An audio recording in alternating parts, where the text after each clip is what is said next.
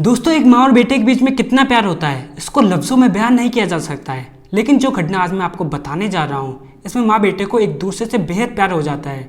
लेकिन ये प्यार वो प्यार नहीं था जो आमतौर पर माँ बेटे के बीच में होता है, बल्कि ये प्यार ऐसा था जिसमें वो दोनों एक दूसरे से शादी कर लेते हैं और एक साथ रहने भी लगते हैं। और इस बारे में जब बाप को पता चलता है तो वहाँ पर एक कांड हो जाता है जिसको आगे हम इस वीडियो में जानेंगे। और हम आपको बता दें, इस वीडियो में हम जो भी नाम लेंगे वो सब काल्पनिक होंगे, क्योंकि हम किसी की भी प्राइवेसी को उजाड़ करना नहीं चाहते, ना ही किसी की भावना को ठेस पहुंचाना चाहते हैं। तो याद रखना, इस वीडियो में जो भी नाम लिए जाएंगे वो सब काल्पनिक होंगे।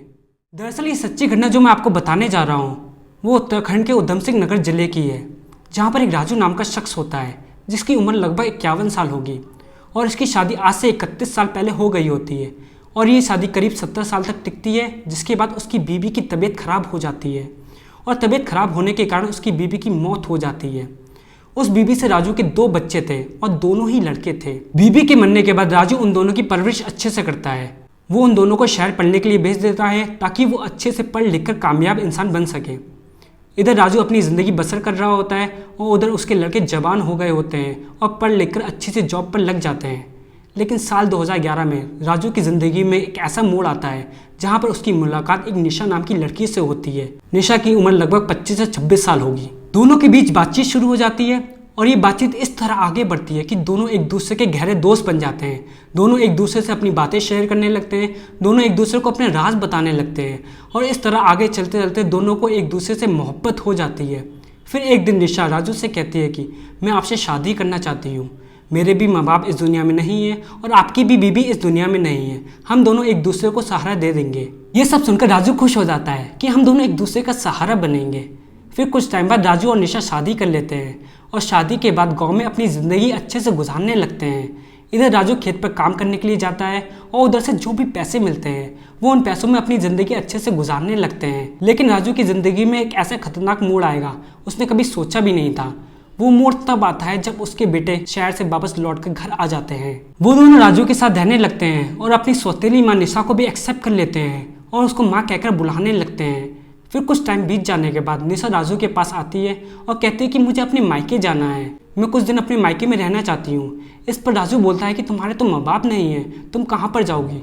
तो निशा कहती है कि मेरे और रिलेटिव्स हैं, मैं उनके घर पर रहकर आ जाऊँगी। फिर निशा मायके चले जाती है। काफ़ी दिन बीत जाते हैं, निशा घर वापस लौट कर नहीं आती है। इधर राजू की बेचैनी बढ़ रही होती है, आखिर उसकी बीवी अभी तक घर वापस लौटकर क्यों नहीं आई। फिर कुछ दिन बीत जाने के बाद राजू फैसला करता है कि वो अपनी बीवी के गांव जाएगा और वहां पता लगाएगा कि आखिर माजरा क्या है, उसकी बीवी अभी तक उसके घर वापस लौटकर क्यों नहीं आई।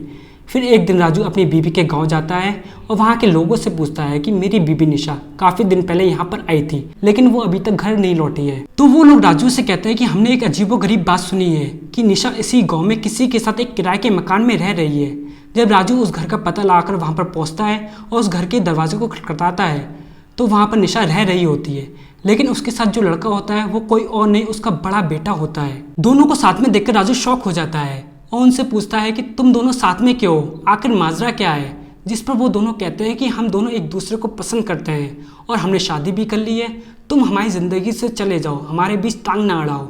ये सब देखकर राजू के पैरों तले ज़मीन खिसक जाती है। उसने कभी सोचा भी नहीं था उसका बेटा उसकी बीवी के साथ ऐसी हरकत करेगा और उसकी बीवी अपने ही सौतेले बेटे से शादी कर लेगी। हालांकि उनका रिश्ता सगा भी नहीं था, लेकिन वो उसकी बाप की बीवी थी और वो उसे माँ कहकर बुलाता था। इस सब के बाद राजू उनसे कहता है कि तुम कुछ भी कर लो लेकिन तुम्हें समाज में कोई पहचान नहीं मिलेगी। इस पर उन तीनों के बीच काफ़ी लफड़ा होता है और राजू को वहाँ से मुँह लटकाकर वापस लौटना पड़ जाता है। राजू अपने एरिया के पुलिस थाने में जाकर पुलिस कंप्लेन लिखवा देता है और पुलिस इसकी आगे की कार्रवाई में जुट जाती है। तो दोस्तों, इस घटना से कुछ सवाल सामने निकल कर आ रहे हैं। आखिर गलती किसकी थी? निशा की, जिसकी उम्र 25 साल थी, पहले उसने राजू से शादी की, फिर अपने सौतेले बेटे से शादी की, या फिर राजू की जिसकी उम्र 51 साल थी और उसने अपनी आधी उम्र की लड़की से शादी की, या फिर उसके बेटे की जिसने अपनी सौतेली माँ से शादी की? दोस्तों, आपकी इन सवालों के बारे में क्या राय है कमेंट सेक्शन में ज़रूर बताइएगा। फिर मिलते हैं क्राइम की एक और सच्ची घटना के साथ। तब तक सावधान रहें और सतर्क रहें।